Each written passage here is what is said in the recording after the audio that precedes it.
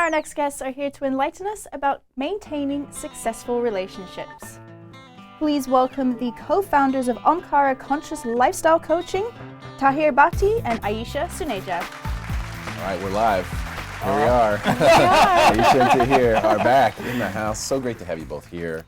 You guys are doing a lot of good in the community, helping a lot of people with relationships. Relationships, really the goal that you have is to show people different ways to make relationships work. Right. And I think it's definitely the case that a lot of people are concerned about the failure of their relationship. In fact, I've got recent examples where people have been together for a very long time, and they're proud of that. But I think more so for the fact that they haven't failed yet, instead of that they might be living a great life or be so happy or thriving, as you guys say. Yeah. So let's just start with, what is the number one thing in your experience that causes relationships? They all start out good, or at least most of them, right? Start out great. So there's some sort of romantic phase. Some sort of decline that takes place. What's the number one reason this happens? Well, Derek, first I want to say thank you again so much for having us on your show. Love that. Absolutely. I really enjoy being here. And this topic is really dear and near to both Ayesha and I's heart, because we're actually writing a book right now on relationships. And it's about this concept of why relationships fail or thrive. And we kind of been working on a model. So we're going to talk a little bit about that as we're having a conversation, but we'll also share kind of some other things. But I got to start out, say one thing right away, is kind of the research we've been looking at, is the number one reason relationships fail, just to answer that question, it's on the man. Data and studies show that a man's actions and his behavior predominantly affect the outcome of a relationship. Huh. Yeah, and this was shocking. You're saying, no, women, obviously they have responsibility, but what a man does or how he connects or how he, as we kind of talk further on our show today, that's going to have a huge impact on relationship failing or thriving. And the women obviously make a choice because they'll say, this isn't working for me, or you're not connecting, or whatever that may be. It's really up to the man. So I hope men are really listening to us today, because it's really up to you and I.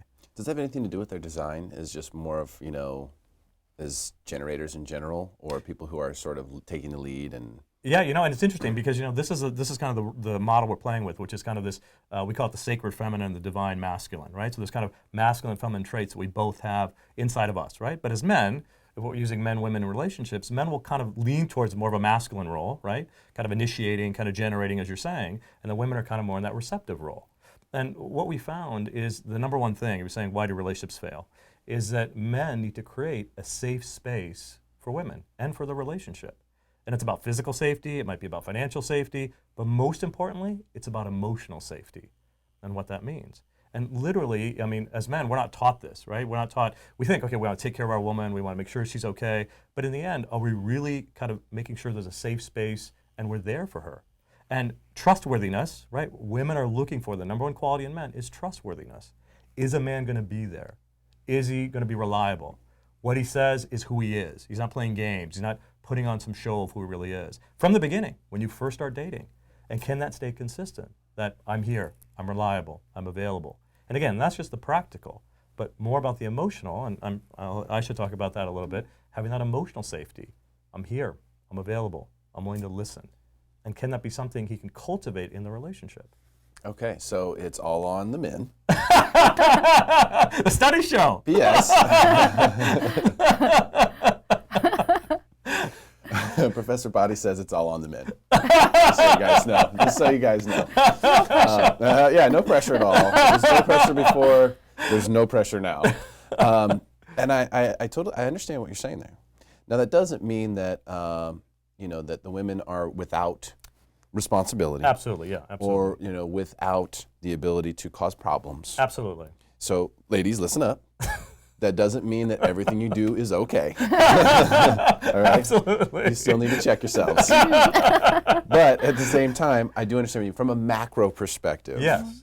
The macro feeling of what's going on, the man probably does have, think about it the way you put it, the man probably does have control over that macro space. And the little micro stuff that happens with inside that, if the macro is well nurtured, right, that stuff will stay small. Because that seems to be, to me, the big problem is that little things get big quickly in a toxic space. It's almost like cancer. Yeah. Cancer grows quickly in the right environment. Yeah. It has a hard time growing in other environments. Right.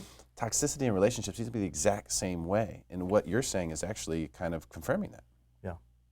Ayesha? Well, Yes, I agree with what Tahir said, and I love the way that you described it. So I want to talk a little bit about these roles that we play, masculine and feminine roles, whether it be in a relationship or even within ourselves. We all have a masculine and feminine within ourselves. And that's this model that we're actually working on, which is really coming from our heritage from India. And we are looking at a divine archetype. And the divine archetype is the combination of masculine and feminine traits. We see them in Radha and Krishna. And Radha Krishna, really it's a love story for the ages, right? It's been this theme that's been celebrated in India for centuries and for thousands of years. So this idea that the divine traits of the masculine and feminine, when they come together as one, as a collective, those are the aspects of divine or of God. Mm-hmm. So the feminine traits, we know, are open and receptive and receiving, nurturing, compassionate, loving. The masculine traits are more in taking initiative, taking the lead, being protective, creating that safe space that Tahir was talking about. So what we're looking at is when men are in these positive masculine traits, and Tahir's going to talk a little bit kind of what happens when they become not so positive, because there can be some traits that become masculine to the point where they can become controlling or abusive. And there's feminine traits that also you go to the other side of it and become very needy or clingy. But if you look at a feminine trait of being open and receptive, what a woman can provide a man is unconditional respect. So when a man feels respected, when he feels that when he comes and takes initiative and he plans a date, or he buys a gift, or he picks up flowers, he's not going to be belittled or disrespected or told by a woman that it's wrong, or criticized or put down for his efforts. But instead, whatever he initiated, that he'll be respected. Now, when a man offers a woman a place of safety, like Tahir was saying, that emotional safety, that's where she thrives, that's where she opens. And women, we open emotionally, physically, only when we are in a place that feels safe and we feel that we are able to love and nurture. That makes sense. And so, the man in the relationship, and now right now we're talking about opposite sex couples, right?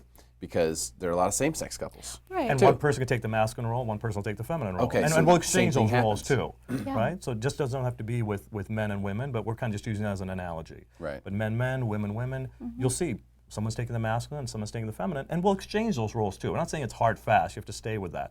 But what I found is that both people are coming from the masculine, which many women do, and I honor that. Because women have to claim their masculine. They've done a great job with the decades of feminism saying we want to be as strong as men, we want to make as much money, be CEOs, and women need that. They've needed to really build up their masculine. They've done it beautifully. But what happens if you keep that masculine and you come into a relationship, and again, guys are naturally leaning toward masculine, it's like it's two masculine energies. And what happens is that can lead to the negative aspect of masculine, which is anger. So most men that I've dealt with, and myself as well, anger was a big issue in my early relationships. Because I took this, instead of saying creating a protective, safe space, I was like, I want to create a space I'm controlling, and if you don't do this, you need to do this, and got more controlling and angry. But if the woman does that, which is okay, we're both kind of butting heads because we're both stepping into that role. Now, a woman should never be like receptive and say, I'm just going to take the abuse, right? A woman has to be strong enough, that masculine balance inside of her to go, I'm not going to take this abuse. I'm not going to take you hitting me, yelling at me, doing anything that's abusive in any way, and leave and say this relationship's done. That's where the relationship can fail. But the goal is that we each have to take accountability for our own issues that are coming up, whether it's anger or control or whatever that may be, kind of these dark side of these qualities. And that's the work each of us have to do, because it's really going to work when you've cultivated some awareness or growth or healing inside yourself, through self-awareness, through working with a therapist, through kind of your own reading books, whatever it may be. That leads to then having a healthier way of showing up, again, as a man. Because if you show up and create a safe space, then what a woman does is she opens up. She's receptive. But how many men really create a safe space emotionally for women? Do we make fun of them when they're moody with their cycle? Do we belittle them? Do we say, oh, it's no big deal? Do we focus on the sports and they're coming and saying we need to talk to you? Do we really turn to them and give them our full attention by creating this safe space? We don't. So we have to learn how to do that. We have to kind of be a little bit in our own feminine to say we can be available and listen to what they have to say and feel supportive. With Ayesha and I in our relationship, we're using this as one of our strategies, and I found for me, I realized I got to be the one that says I'm sorry. For me, it was always, growing up, I'm always saying I'm sorry. So like people have to come and say they're sorry to me. I'm not going to say I'm sorry after a fight. I'm not going to admit it.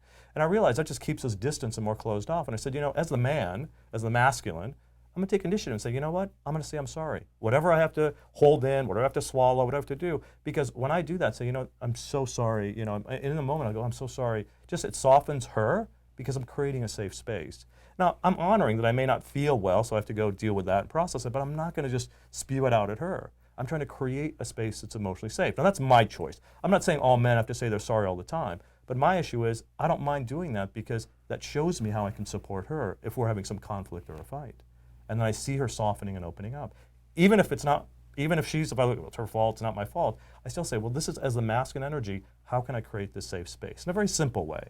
And I think what's really interesting about that is that everyone kind of knows, it's one of those, like you're supposed to drink 8 glasses of water. Everyone knows that communication is the key to a relationship, right? But communicating about what? And so I think that's what you're doing right now is you're sort of identifying, like, these are the things that you need to be communicating about. Like, these are the roles that you need to be sort of filling. A checklist, if you will, of stuff that you have to keep on your radar. Right. Because you could be communicating really well about something, but then when it gets back to that one issue of whether it's the money or the trip or the class I want to take, and you're gonna have to watch the kids or whatever it is, right? When it gets back to that, it like turns that thing back on, and now all of a sudden it's a mess again. Right. What do you guys think? I have a feeling people are probably wanting to know the answer to this question because it seems to me, especially with online dating and the kind of fast pace of the way things go these days, that a lot of people might be looking to get into a relationship before they're ready personally. So what do you think of, how does that fit in to, the success of relationships just based on, past clients that you guys have worked with and patients that you've had, getting into something too soon? How do you identify that and how ready does someone really need to be? How do they know if they're ready? Mm-hmm. Well, I just want to start by saying that what we're talking about is for people that want to be in a long-term committed relationship for the most part, and to find someone that also has that same intention. Now, if you don't want to be in a long-term committed relationship, it's absolutely perfectly fine, but then it's great to be with someone that has the same intention as yourself, so that you're not giving off the impression that you want to be in a relationship when you really don't want to be, when you really just want to have something that has a lot of freedom or a lot of options. I just think honesty is the number one thing, and not just honesty with your partner, but being honest with yourself. What are your intentions for this relationship? What are you looking for? That's kind of where I would start. Yeah, and also I absolutely think that as people are looking to be in a relationship, in my own history, I take pauses, right? So I don't jump, and again, I honor people that do this, but I find that'd be hard for me from jumping from one relationship right to the next one. You could do work in the midst of a relationship, but what I like to do is take an inventory. If the relationship fell apart or it failed, and I'm like, wow, I got caught off guard, which has happened to me. I'm like, okay, well, what happened? How did I show up? What did I do? What didn't I do? Even if I can have a dialogue with them, if they're open to it, say, can you, once things have calmed down, I'm not as caught up in the emotion, saying, what do I need to learn about myself? What do I need to do to kind of grow? Because really, relationships are about growing and healing. You're going to get your stuff reflected back to you so easily, and you get your triggers, your buttons pressed inside you that's so deep that a normal friend or colleague doesn't do.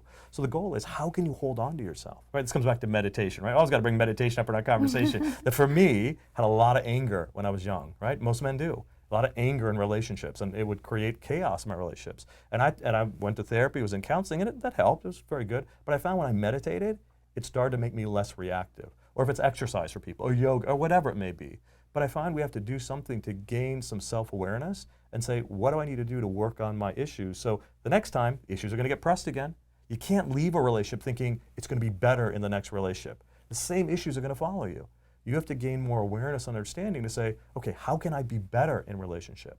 And as I've gone through relationships, and I've had failed relationships, we all have, and the relationship we're in right now, I find now, being older, I'm being much more successful because I'm willing to say, okay, these are strategies or things I have to put in place or where my weak spots are so we can really make our relationship thrive. Super conscious process for you now. Actually, it's what we said when we first, excuse me, when we first met. We said we both choose to have a conscious relationship. And what that meant to us was we're both going to get triggered. We're both going to have our unhealed parts of ourselves show up.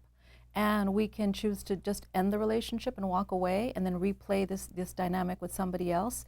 Or we can choose to say, this is my stuff, and I need to work on it, and will you be a supportive partner as I go through this cleansing process, this burning away of all the issues that I still have? It's almost like saying if you have a thorn in your heart and you want every person you meet not to touch that thorn, just avoid it, don't come near me, don't touch on that, because it still hurts. So if anyone bumps into it, if anyone accidentally touches it, we scream and say, you hurt me, instead of saying, I need to look at my own thorns and take them out one by one, because if I don't, I'll be consistently pushing people away or keeping them at an arm's length because the pain inside of me hurts too much. So we both sat down and said, we're going to look at our own thorns, and when you touch on mine, I'm going to say, hey, this is my stuff, it's hurting, can you help me?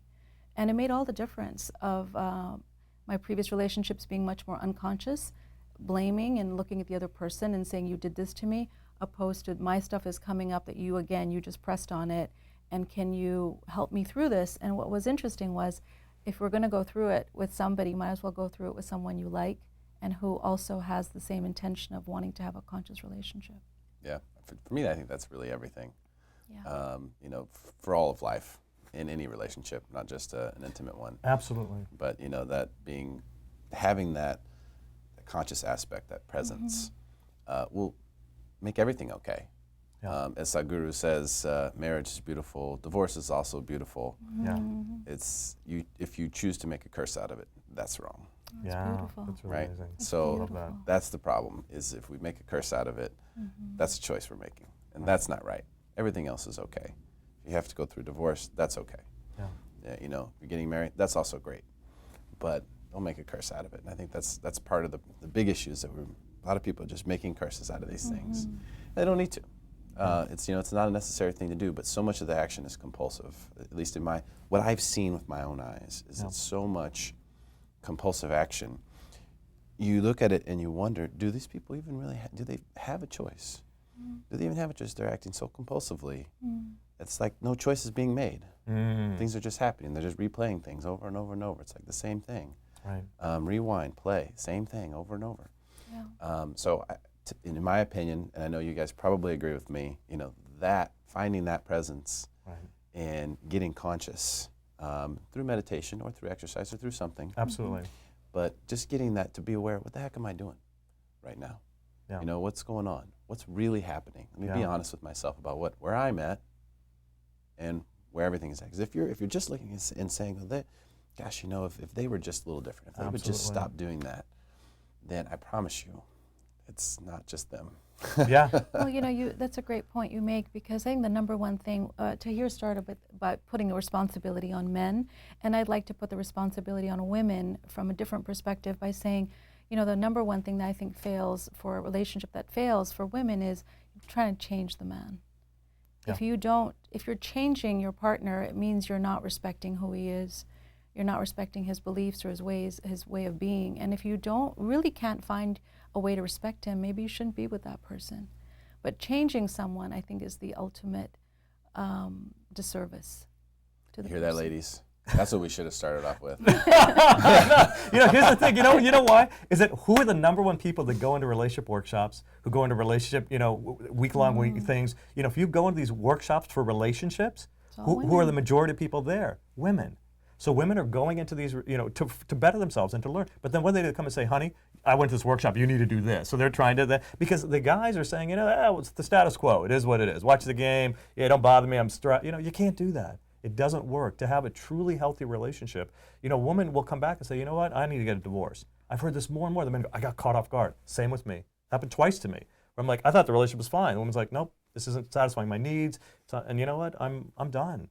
And I was like, what happened? Because we're so complacent. We're not bringing that awareness that what do we as men need to do to not have relationships fail? That's the question men have to ask. And they need to show up at the workshops. And they need to come with their wives or girlfriends and say, okay, I want to see what I can learn or what I can do. Sorry, Sweetie, what were you No, I going was going to say, you say this beautifully, that he says we're doing heart surgery on the wrong patient.